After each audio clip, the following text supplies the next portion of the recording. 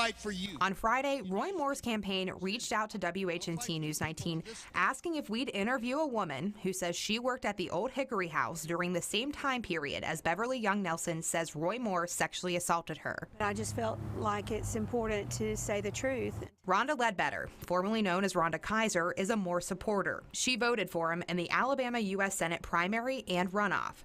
She tells WHNT News 19 she worked as a waitress at the Olde Hickory House. It would have been 77, 78, and some maybe in a little bit in 79, right around in there.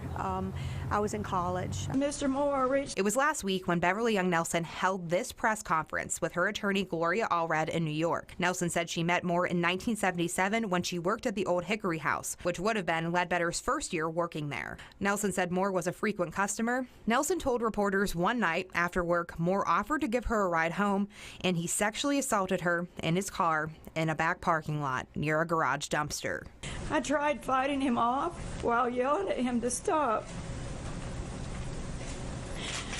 But instead of stopping, he began squeezing my neck, attempting to force my head onto his crotch. But Ledbetter says she's skeptical of Nelson's account for a few reasons. I never once saw Roy Moore come into the restaurant. Ledbetter says she also doesn't recall working with Beverly Nelson despite working several different shifts. I don't remember her.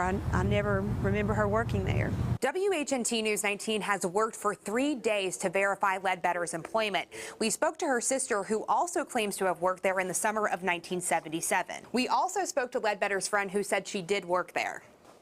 However, we've been unsuccessful in confirming Ledbetter's employment outside of those two. We haven't been able to reach the owner, and Ledbetter says there are no tax records or pay stubs, as she remembers the employer was paying his employees in cash. I don't think there would be any records left to determine who, if anybody worked there. Miss Nelson, me.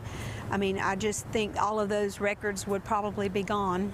So I think it would be hard to prove or disprove. We've learned Ledbetter has experience as an actress. She's been in some Christian-based films. However, she says she isn't being paid to speak up for Moore. Ledbetter says her reason for coming forward is because she's seeking the truth. I don't want a senator representing me or any other government official who's unethical, but at the same time, I know, having been a school teacher, I know that sometimes people don't exactly tell the truth. They'll tell, their version of it or embellish it or flat out lie. We asked Ledbetter if she thought Nelson was believable during her news conference. Ledbetter told us she thought Nelson sounded credible, but also given her experience, she knows, quote, how good people can act.